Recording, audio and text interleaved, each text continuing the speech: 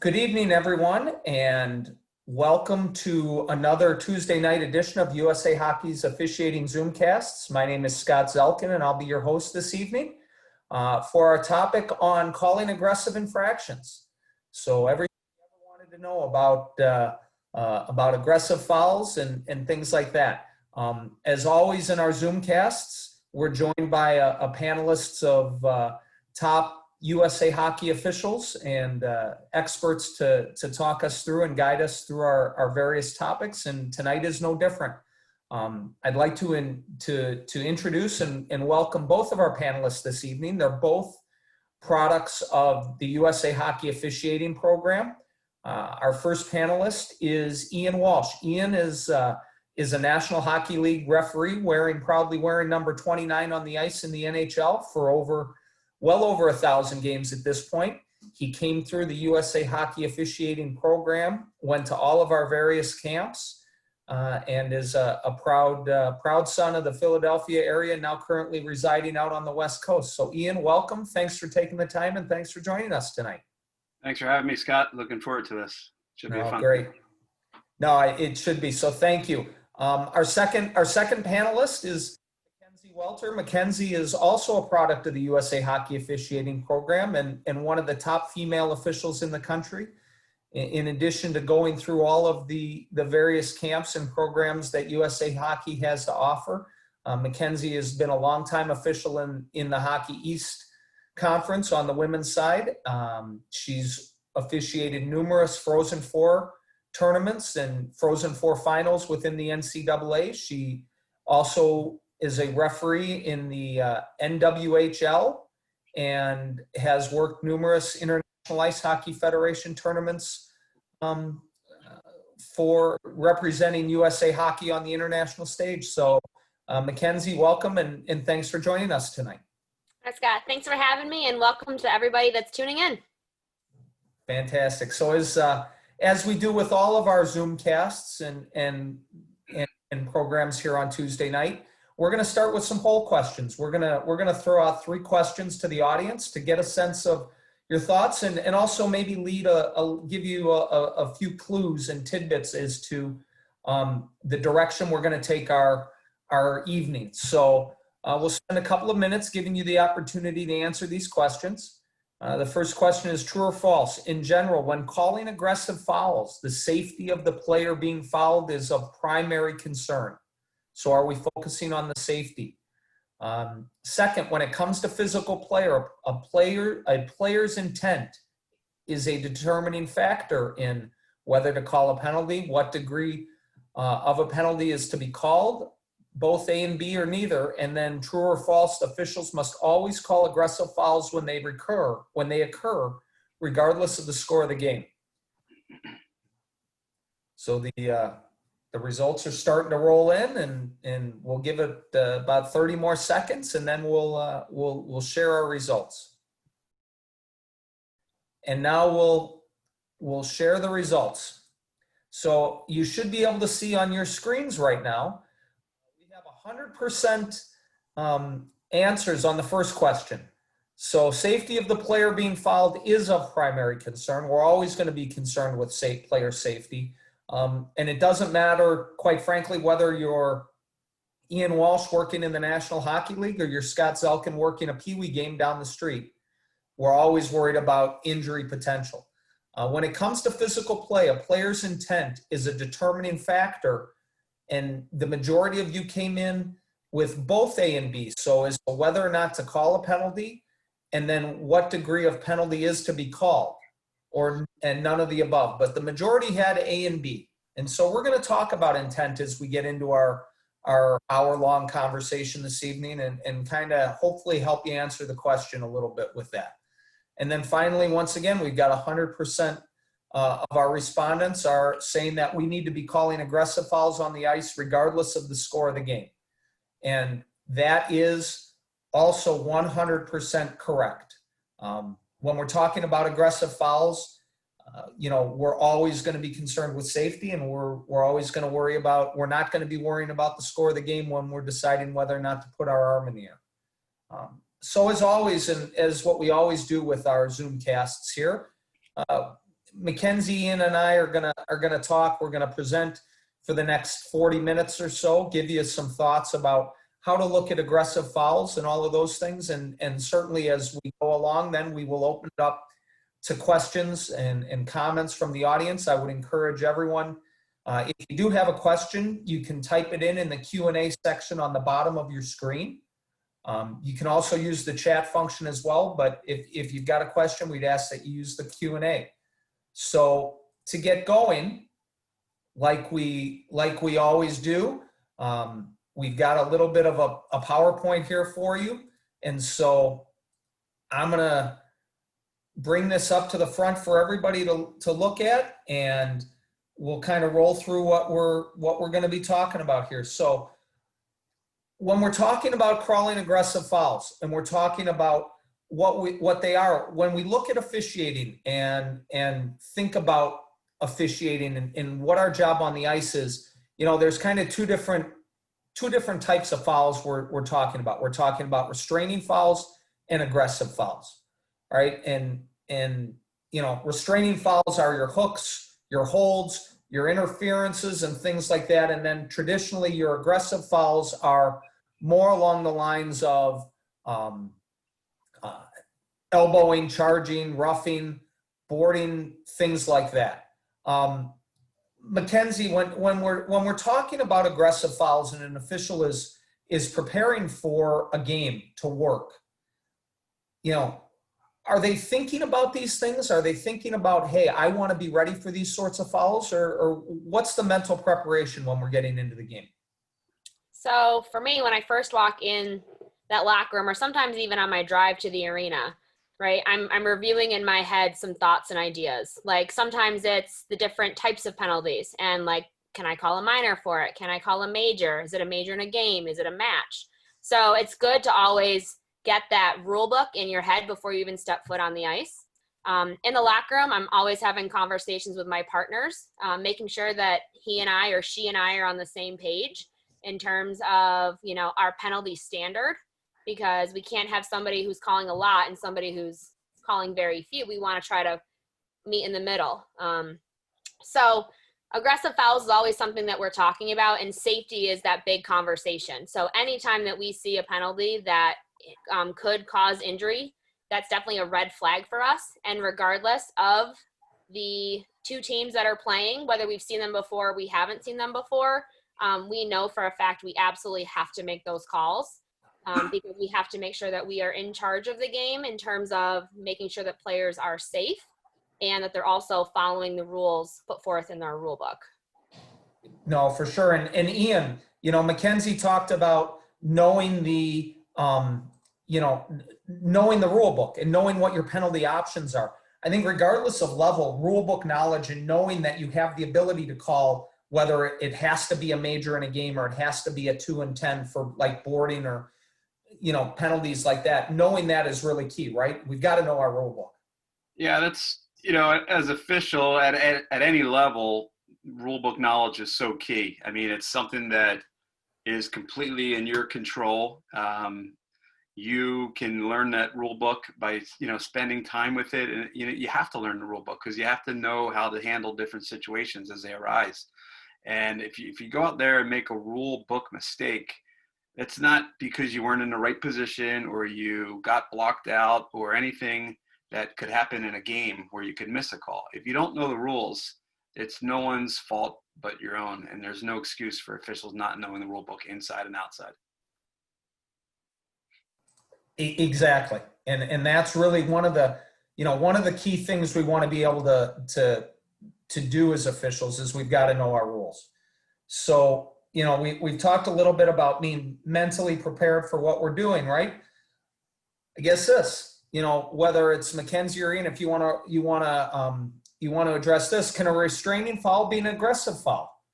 Maybe, but it can certainly lead to other aggressive fouls. So what I mean by that is we're talking about the tone and the tenor of the hockey game.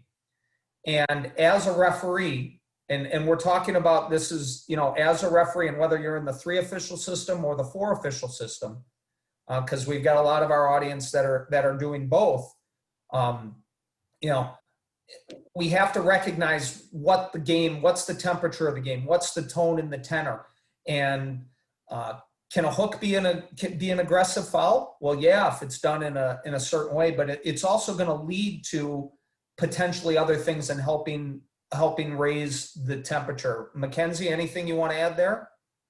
Yeah, I definitely would say that, as an official, it's important to understand, as you said, that temperature, that intensity level in a game, and how letting, something very little that could agitate another player go, that agitated player could then turn around and, have that foul against against the other team, which is aggressive. So you had something little, but it turned into something big or aggressive because that little thing maybe wasn't talked through. Maybe, we haven't been calling some of the little things as the game's getting chippy, and we let that game get a little bit too far out of our reach. And then all of a sudden now you have that really big hit, or that check from behind into the boards, or, you get that big cross check in front of the net. So those bigger aggressive fouls sometimes can come out of those lesser, minor, maybe not quite as aggressive infractions that are occurring. For sure. And that's exactly what we're talking about. So I think one thing we always want to know, and when we're looking at the temperature of the game and how it's rising, aggressive penalties, aggressive actions, they can occur at any time. And I'm sure, Ian, in your experience, there can be games where the players are just going up and down the ice and nothing's going on, but all of a sudden something you don't expect, or not that you don't expect, but isn't within the nature of that game happens. So there might not be 4 body checks in the whole game, and now all of a sudden a kneeing penalty happens where there's a major problem. We've got to be ready for it, right? Yeah, it's part of being mentally prepared and working minute by minute in the game, and not, if you're in the first period and things are going well, not already thinking ahead to the third period or thinking ahead to the next game. It's staying in the moment, being prepared for what could happen.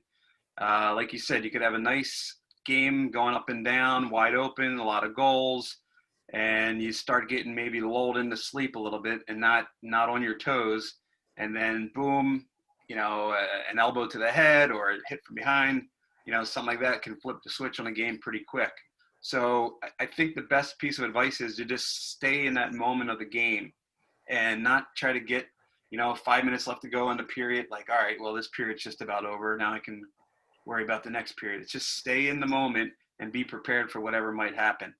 And to build off of what Mackenzie said, as an official, our number one job is to just keep the game safe and fair. That's the easiest way to look at officiating. Keep it safe for the players and keep it fair for both teams. And if you start allowing the hooking and the holding to add into the game, it's going to lead to frustration, which could then cause retaliation situations, which could then start to make the game unsafe. Yeah, no, that's perfect. And you know what? And I think we, as we go on, I've got a video example here in a little bit that I'm going to show that shows some of that escalation, how in a very short amount of time things can build up. And what I want to show right now is I've got a video here real quick.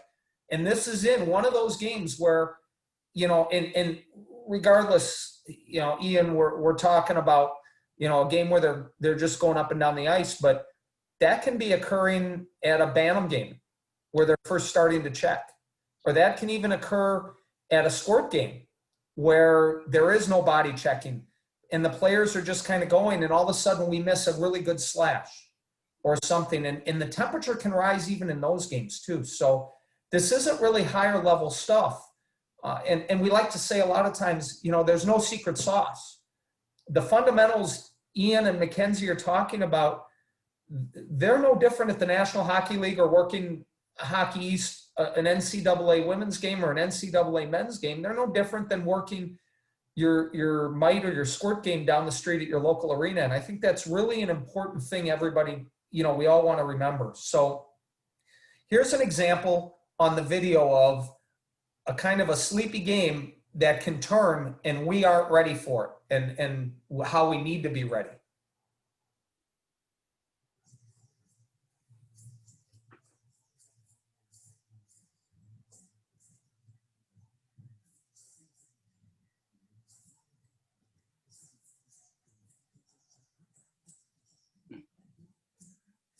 So I'm going to start this and play this one more time in case people missed it. And this is where the officials got in trouble, right, Mackenzie? I mean, they're following the puck when a big hit happens off of the face-off. So let's watch again real quick, and then we'll talk about it, as they like to say in TV, on the other side.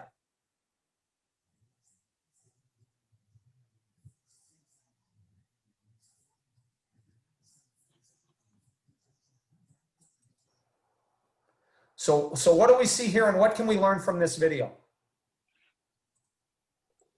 Well, I definitely would be looking at that puck carrier as he's coming off the boards, right? And a lot of times in boys hockey, we know there's checking. So once that puck is released, you know, I mentally have to make sure that I'm staying with that player that just released that puck. Because a lot of times that hit is either it's gonna come, and if my eyes go with the puck, I'm gonna miss that contact, that second or two after that puck is released. So if I'm that referee down low or that referee high, I'm not sure if this is a 3 system or a 4 system official system, but you know, somebody has to have eyes on that player that just released that puck, so that you can see that that black player has his elbow high coming in to make his check. He has no intention of playing the puck there. So that is an aggressive foul where he's doing nothing but just trying to take that player out. 100%. And that's it, Ian. You know, we talk all the time, and I know when you're teaching officials back home in Philly in the camps that you run and things like that, you know, you got to watch. You're not always watching the puck. Sometimes you're watching where the puck came from, right? And that's an example of that. I think Mackenzie said it perfect, that you have to stay with that play. The player comes out of the face-off circle with the puck, and he's now entering a dangerous area on the ice, going into a hard area to try to score a goal. And the opposing player comes up high and hits him high. But it's easy to get sucked into watching where the shot goes or who's coming towards the net. There's a lot of other things going on there, but you have to stay with that hit. You have to identify that player is going into a hard area and he's probably going to get hit. And you have to stay with the hit, is I think how she described it, and that's perfect. Yeah, no, exactly. And I actually want to jump in. We just got a question that came across here that I think is a good question for everyone, just in terms of the way that hit happens almost. And John sends in this question, and it's, would a check that starts at the chest but ends up at the head be called roughing, or the more serious head contact? And, you know, I'm going to answer this real quick, and then I'll let Ian and Mackenzie jump in. Ultimately, the one thing we want to remember is in USA Hockey, at the USA Hockey level, players are responsible for avoiding the head at all costs, no matter what. And so anytime a legal check ends up coming through and getting up into the head, it then becomes automatically an illegal check. And we would want to call that head contact. Now, you could call it in like the video we just saw, USA Hockey's rule book, you can call that roughing for hitting a player after the puck has been released. But if the play ends up hitting the head, we always want to call the more aggressive head contact penalty in terms of labeling, right? And you know, either one of you guys, if you want to jump in, labeling is so important on those sorts of things. Well, it's labeling, and it's also making sure you know the rule book and know the level you're working. In certain leagues, that might be called a roughing. In certain leagues, it might be called a hit to the head. It's what league you're working, what level you're working, making sure you understand, like we talked about, the rule book. But labeling something, it helps it helps people believe in you. If you just label that interference or something along those lines, maybe they're thinking you didn't have a real good look at that. But if you label it properly and label it a hit to the head, or label it, if there was an elbow in there, it's hard to see in the video, but making sure you label things properly will help. Sorry if my light's going out here, but labeling properly will definitely help people have a little bit more belief and trust in you as an official. No, that's perfect. And I think we just got another question on this last play, and I'll mention it quickly. And the question was, you know, would we want to penalize that play heavier because of the intent and everything else? And we're going to talk about intent in a second. You know, one thing is, and we did an episode in a previous Zoomcast on this, in terms of the declaration of safety, fair play, and respect. That's an unnecessary body check. That check isn't meant to separate the player from the puck. That body check was meant to punish the player. And that example right there would be a major penalty in a game misconduct. It's an unnecessary play. What you all didn't see at the time was, or don't see because the play ends, the video ends, but that player was injured. And so that would be a major penalty in a game misconduct. So now let's get into that word intent. And you know, I'm going to throw this out to Mackenzie. Mackenzie, when we talk about intent, what role does it play? What are we looking for? And what does that mean to you? So as a referee, I'm thinking that a player that's coming in to make contact, or a player that is coming into a space where there's a lot of players, or one player, right, who has the puck, what is he going for? Is he going to play the puck? Is that his first intent? Like, is he coming in? He wants to make that play on the puck, whether it's to poke check it away, whether it's to try to steal it, whether it's to play defense. You know, is his first action on that player, that space, is it for the puck? And if it's not, then what's he going for? Is he trying to separate the player from the puck and make a clean body check? Or is his intent to come in and just destroy a player, have no intent at all of playing the puck, have no intent of making a clean check? He just wants to drive a player into the goalpost or drive a player into the boards. So when I think about intent, I'm thinking of that player that's coming in to whatever's happening in that space. You know, what's his action? What's his first thing he's going for? Yeah, and so intent is going to help us with our degrees of penalty as well. So I'm going to roll this video. We've got another video here, and I think this is going to highlight this very well.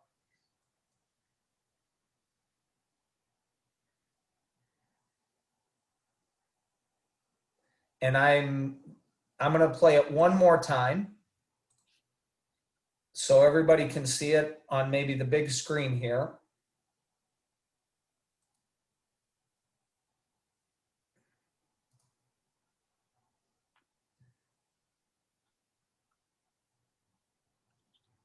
We like to see the fact that the referee's got his arm up in the air, unlike the last video. Player's totally unsuspecting, and the white player accelerates directly into the back. So Ian, to me, there's no better example of intent than this video right here. This checks all the boxes. This checks all the boxes of a dangerous hit, a reckless hit, a hit that was delivered to punish a player, injury potential, like everything that you talk about with aggressive fouls, this covers them all. And there can be no gray area there.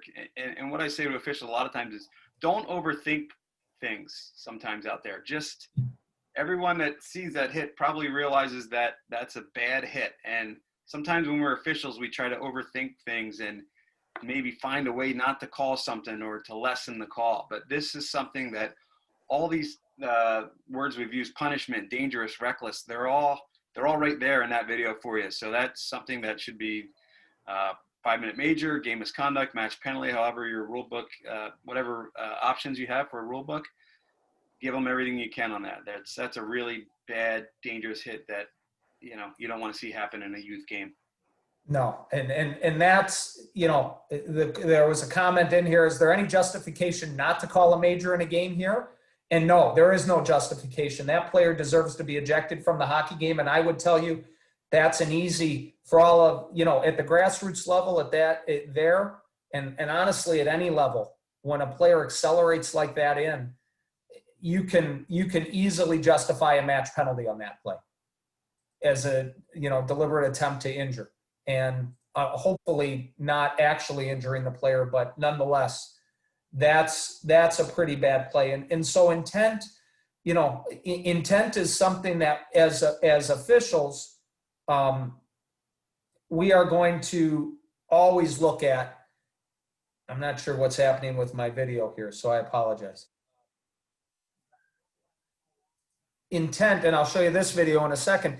Intent is something we're always going to look at, because when a player's intentionally trying to harm somebody or be reckless, that's when we want to up our level for sure. Sometimes the rule book or a player's actions, it's just going to occur. An aggressive foul is just going to occur, and we're going to react to it. But when the intent happens, that's when we're going to have to step in and potentially call something bigger. Now, this one, I'm going to show you this play where a player's going to turn at the last second. The hit's going to happen on the half wall. And here's one where it's a bad hit, but it doesn't start out that way.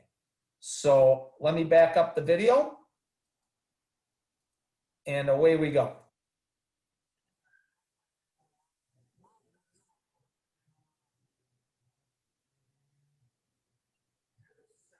So we'll do it again. So the player's going for what looks like is going to be a good check, and the player in the white sweater turns. Now, once again, in USA Hockey, no matter what, a player is always going to be responsible for avoiding hitting his opponent in the back. So and Mackenzie, I'd like you to speak to this from a USA Hockey perspective, but even if a player turns at the last second, which is kind of what happens here, we've still got to call a penalty, right? Now, we may adjust our thinking in terms of what to call because of those actions, but we've still got to put our arm up, right? That's correct. Yep. In USA Hockey, the onus is always on the player making the contact, regardless of what his opposing player does. So whenever we see that type of hit, even though it's unfortunate for that player that's coming in, right? He anticipated that something was going to happen and something totally different actually did. We still have to make that call in the USA Hockey rules. So, immediately when your arm goes in the air, now you're starting to think, okay, is that a hit from behind? Is that a board? Is that a cross check? Right? And then as you're thinking about what that penalty is, you're also thinking, is that a 2-minute penalty? Is it a 5-minute penalty? Is it a 5 in game? Is it a match? Yeah, no, for sure. And I think there are times, much like that last check from behind in the last video, when as a referee, we're going to see a hit and all of a sudden we're going to go, holy cow, or this is a family friendly Zoomcast, so I'm not going to use colorful language, but we're going to go holy something, and our arm's going to go up in the air, and we're going to know that player is automatically going to get kicked out. But in a play like we just saw, Ian, that's when our judgment's going to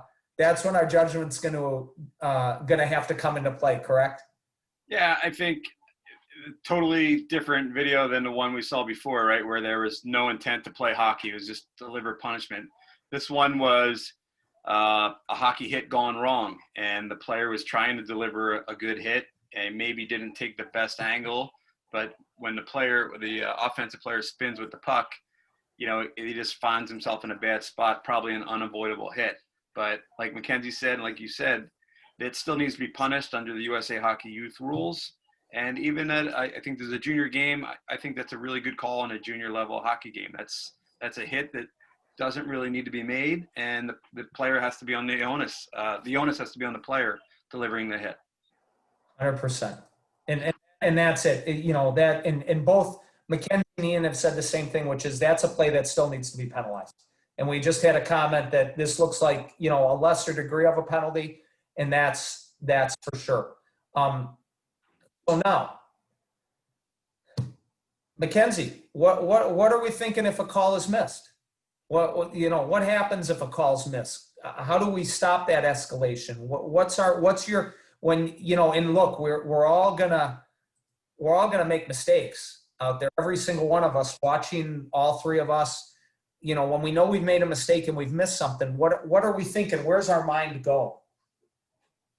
Well, I will say that anytime I step foot on the ice right from the start of the game, I'm out there working to build my credibility. So I'm out there hustling. I'm communicating with the players, the coaches as needed, if needed. I'm showing and I'm giving off that perspective of she's out here, she's in the game. She's working her tail off, right? And I'm building that credibility before anything could happen. From that first puck drop, that's what I'm working for. So in a game, if I miss a call, right, if I miss that 2-minute minor, or even a situation where a penalty might be just a minute and a half, not quite a full 2 minutes, but borderline, depending on how the game is going. And I feel that intensity, that emotion in the game start to rise. That's where my communication is really going to come into play. And I like to, sometimes as needed, go to the bench and just say, hey, coach, I have to apologize. I missed that call, right? I admit I missed it. I made a mistake. I'm human, but I won't let it happen again. So because I've built my credibility up to that point, and then I'm going to the bench and I'm admitting that I made that mistake, oftentimes it helps lower that emotion and that intensity, because I'm telling that team, yep, I let it go. I missed it, or whatever happened. I got blocked out. So I find that communication is key in helping keep control of the emotion and the intensity, and therefore hopefully helping to lead to less of a retaliation from that team that would have had that power play situation. Yep, and communication is so important. If we're not communicating and we're not being honest, we're gonna find ourselves in a little bit of trouble. So as we talk about that and being able to communicate, though, sometimes things are going to build, and people are going to get upset. And hockey's an emotional game. At every level, it's an emotional game, and then you can run yourself into some problems such as this. So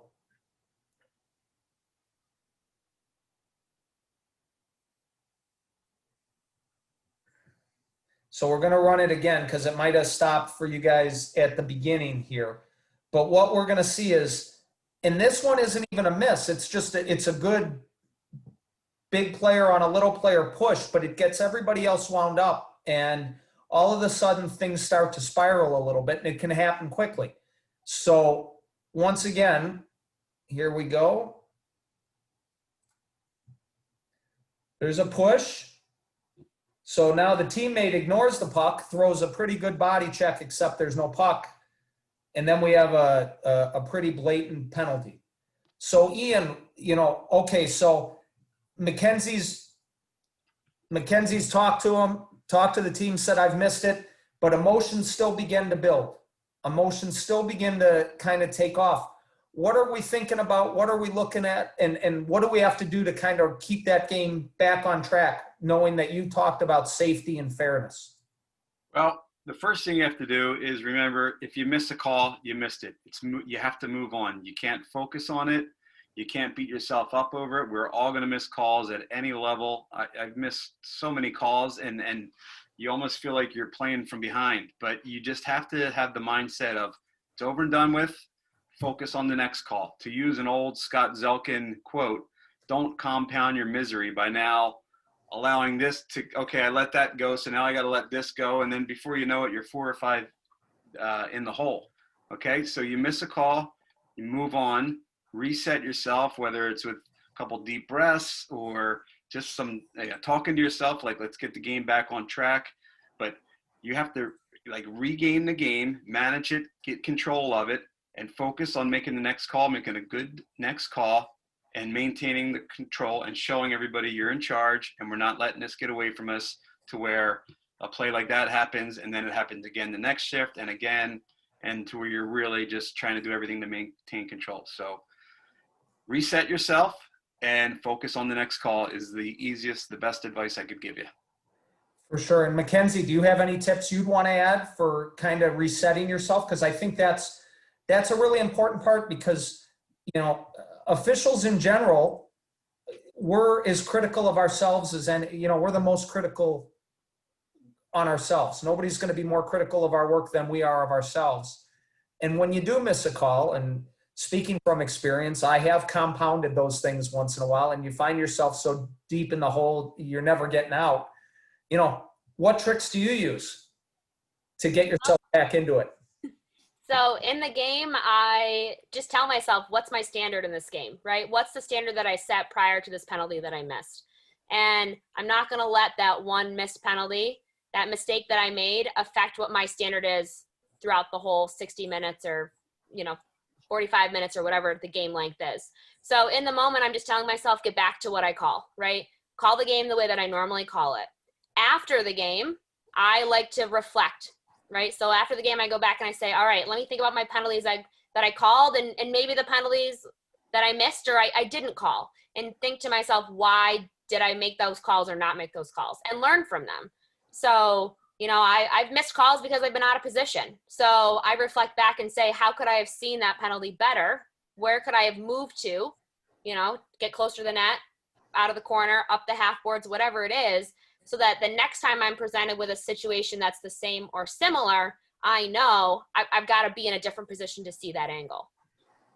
Yeah. And Ian, what sort of self-evaluation do you do? What sort of routines do you go through or what tips can you offer to our audience in terms of self-evaluation? Because we talk about that in a lot of these Zoomcasts. We talk about self-evaluation. Yeah, I mean, starting where I started in the USHL a long time ago, I had a pretty good ability to look at the games after they were finished and really try to figure out what worked and what didn't work, what I did right, what I did wrong, and not go and beat myself up every night. And be happy when you make some really good calls, or you really hustled, or you skated well, or you knew the rule book really well in a tricky situation. But be honest with yourself when you do make mistakes, and that'll make you a better official. And working through the different levels of minor leagues over the years, the technology has gotten better and better to where now I can clip on. I can sign on to the internet and look at a clip from a play any time of the game I want, and just say, what was it, and try to figure out what was I looking at? Why didn't I see what I thought I saw? Or why did I get in a way on this play? And it's, a lot of the different leagues at every level, there's much better technology, whether it's, just videos of the games or whatever. But to be able to look at plays and figure out what you did wrong or what you did right, it's a great thing to do. And you have to self-reflect and be honest with yourself. And, that's going to make you a better official in the long run. And one of the things, and we talk about having the ability to review video afterwards. Any of the officials watching, the three of us, we've stepped off the ice and we've known when maybe we haven't been up to par, or maybe we could have been better, or one of those games where there is a lot of what we just saw, where there's the constant building of aggressive infractions. And, whether you have a live barn subscription and you can go back and watch a kid's game, it doesn't have to be at the highest levels. There are ways to review all the games we're working. And if it's not every game, every once in a while, have somebody come out and tape and watch you. And that's going to help. And then if you've missed one, right? So you've missed the big hit off the face-off that we showed a little while ago. We also want to make sure we don't kill ourselves over it and dig ourselves into that hole. We also want to make sure we don't miss the next one. We don't want to invent one, but we also want to be, hey, I am not going to miss the next one. Because if we miss one, and like Mackenzie said, Coach, I'm going to be better next time. That's really important. But if we miss one, we don't want to miss two. Or we don't want to, there's one thing to say, I'm going to let it go because I missed one slash, I'm going to let this slash go. But the other thing is to say, I don't want to miss the next one, because that's what builds that escalation. And that's really an important component. So now, as we continue on the journey through this, I've got another video, and we're going to talk about, slashing, and then some women's specific penalties and things that are, and I apologize, I'm just moving the cursor here. Some penalties that are specific to women's hockey. So let's see what we have here on the other end of this. This isn't slashing. That's just a bad hit, right? So if we missed one earlier in the game, we don't want to miss that one. And that fits in once again, Mackenzie, into everything we talked about earlier. There's intent. He leaves his feet. He goes right for the head, right? Is there any reason we're allowing that player to stay in the hockey game? Absolutely not. Absolutely Easy. not. Anytime I see a player leave his feet to make contact with another player, that's a giant red flag. Yeah, no, for sure. All right, so now, next one.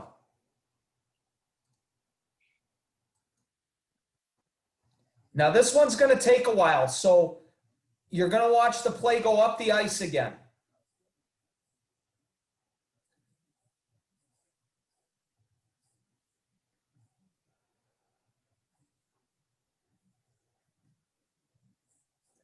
So it's another junior game, and I'm going to show it again, but what we're looking for is we're looking for the player that is coming up the ice as the back checker that uses his stick in a violent manner to slash a player on the arms.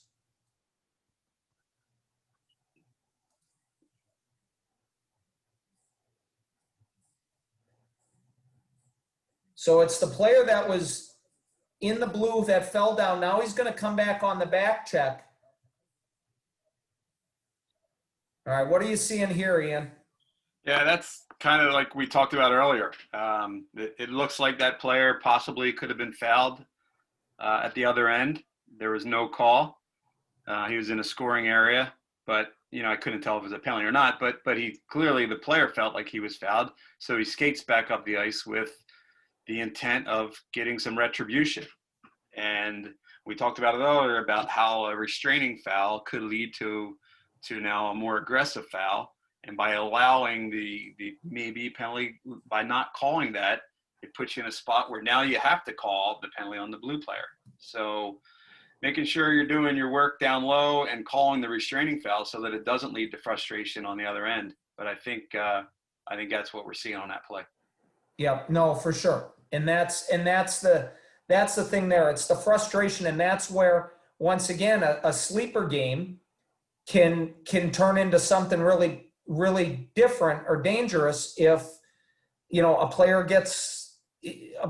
feels like he's been hurt. Players are going to be unpredictable. They're unpredictable at every level, and we have to remember that. And so, and Scott, not to say this, but that doesn't, because that player thinks he was fouled, whether that was or wasn't a penalty, doesn't give him the right to come down the ice and take revenge. I mean, if you're the referee down low and you didn't think that play in front of the net was a penalty, that's your judgment, and that's fair. But now to skate 150 feet down the ice and swing a stick at the guy's arms, that doesn't require judgment. Now, just because you let that go in front of the net doesn't mean you're going to say, oh, I'll let him get his revenge here. That slash must be penalized. Where the one in front of the net, maybe that's a judgment call. for sure. And you're absolutely right. When you bring two hands down on the top of your stick and you swing it like that, you need to leave the hockey game. So that's another example of a 5-minute major and game misconduct, or potentially a match penalty. Mackenzie, when we talk about women's hockey and we're talking about body contact versus body checking, and body checking would qualify or classify as an aggressive foul. What sort of guidance would you give our audience in terms of finding the difference and identifying the difference? Yeah. So body contact is allowed in women's hockey, but body checking is not. And that's the difference. So, you could have a good rub off, right? Of two players that are being angled down the boards, and that player that is angling, they're both going for the same space, and the player along the boards gets rubbed out because there's no other place for her to go. That's fair play. But whenever I see a player come in and they drop their shoulder, or they drop their hip or stick their hip out, right? An overt action that's done by that player coming in to make contact, even if she's playing the puck, right? She drops her shoulder, but then she extends. She drives her hip out into the player that she's competing with. Those are body checks. So if I don't see an overt action, right, and I see two players going for the puck and body contact happens, that's a good play. But when I see that shoulder drop, the arm extend, the hip come out, and then that contact is made, that's a body check. That's not a fair play in women's hockey. So those are the cues. The key is really a lot of the cues that you're looking for in terms of what actions does the player take. So I'm going to roll a couple of videos here from some previous Olympic Games on the women's side, and why don't you offer us your opinion on these plays so we can see what's going on.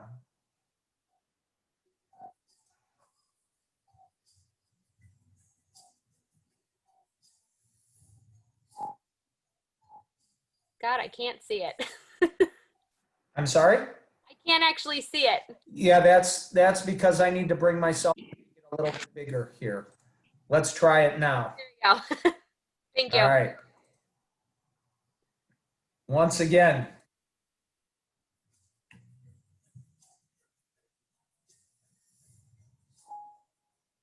Oh, nice body check.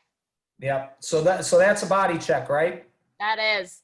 And, yep. and That blue player had no intention of playing the puck. She wanted to separate that white player from the puck, right? You see her extend her arm. So that overt action by her arm versus keeping her arm in tight and just holding her ground. You see that blue player have that elbow up, and that's a body check. Okay. Perfect example. Separates player from puck. Awesome. Next one.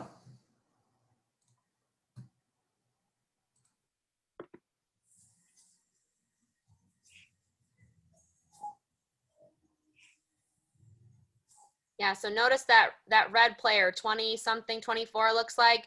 You see as she's coming in to play that puck, she drops her left shoulder, and then she extends it up. So that's that overt action that you see, or that we're looking for if we're going to call that body check. She drops, and then she extends up into the white player. Perfect. I think, and I think as we look at those fouls and we talk about women's hockey or the women's game, those are the biggest differences, right? I mean, a slash is going to be a slash, Mackenzie, regardless of whether you're talking about men's hockey or women's hockey. They're going to be the same. So the body checking is going to be the big difference for our audience, correct, right now? That is correct.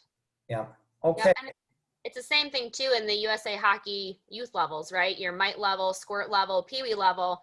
There's no body checking allowed at those. So, they have to abide by the body contact rules. And whenever you see that overt action, that's a body check. It has to be called in those younger levels of USA Hockey. No, for sure. And that's a great point for our audience, because one of the things we do talk about at the lower levels where there is no body checking, we still do allow body contact. And the better teams are going to use things such as angling. They're going to use things such as, making good position and taking good body position to allow a little bit of body contact that's going to help them when we are going to allow that stuff to go on. And excuse me, as officials, we have to be able to explain that to the coaches. And in this day and age, in the COVID world, we're going to try to be very smart about the way we're communicating. But when we are playing hockey, that comment is going to come up.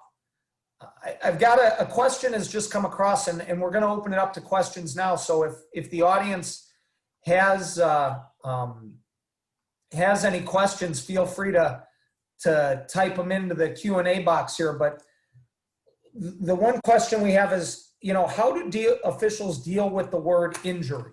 And in a lot of different rules within the rule book, it says if a player is injured, the official must call a major in a game misconduct. How do you guys deal with that word within the book in implementing it in your judgment? Ian? It's a great question. Kind of caught me off guard. Real good question. Well, for one, we're not doctors, and you have to judge the hit by how you see it, how you feel, whether all the points we talked about, was it a reckless hit? Was it a dangerous hit? Was there a punishment intended?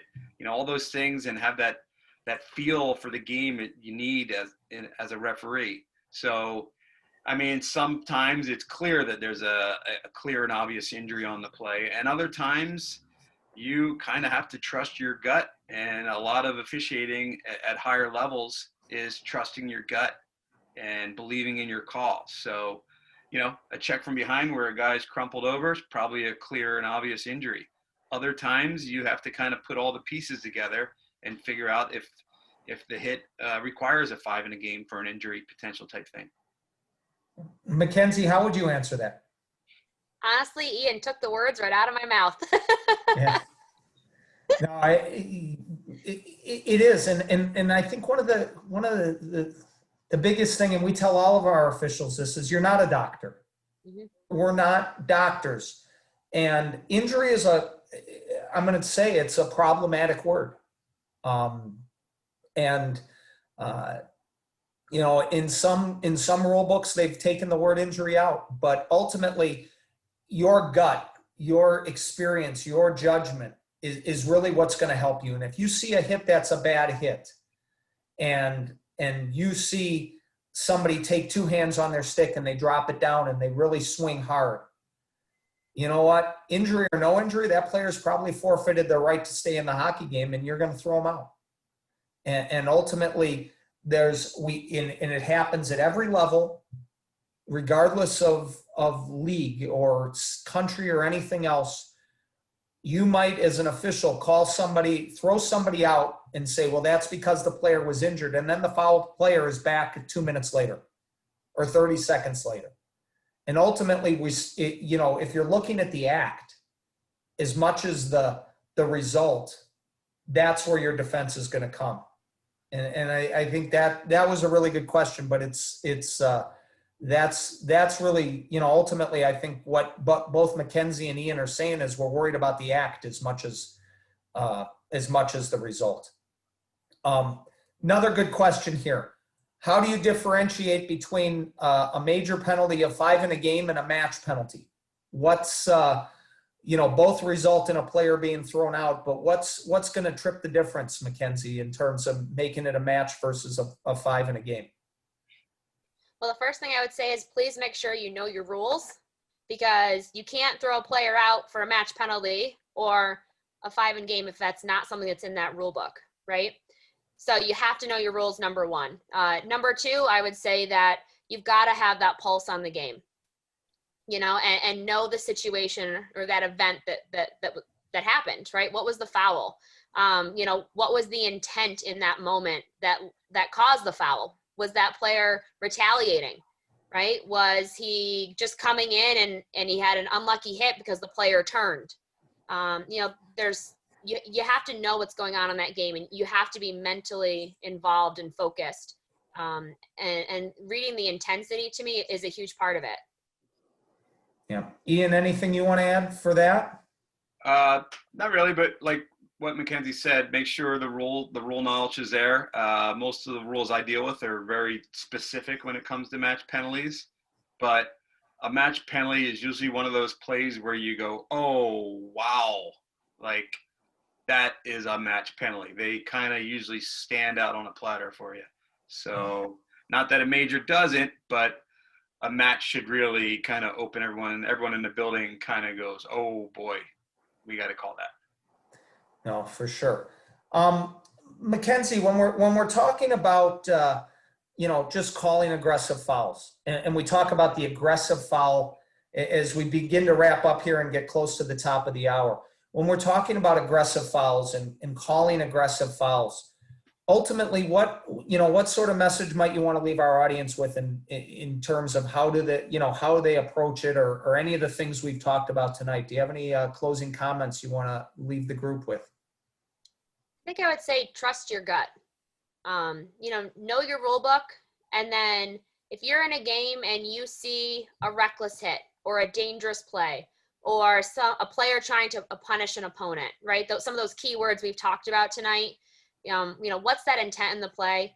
Don't be afraid to make that call, and know your rule book so that your rule book can support your decision. And so when you're having that conversation with the coach and saying, I'm calling a major in a game, or I'm calling a match penalty because, right, know that rule is there to support you. Yeah, no, for sure. And rule book is really important. knowing your rules. And I think, Ian, one of the things you've kind of touched upon here throughout the night is, there are times you've talked about safety and fairness. And when we talk about aggressive fouls, right, safety and fairness have to guide all of this stuff.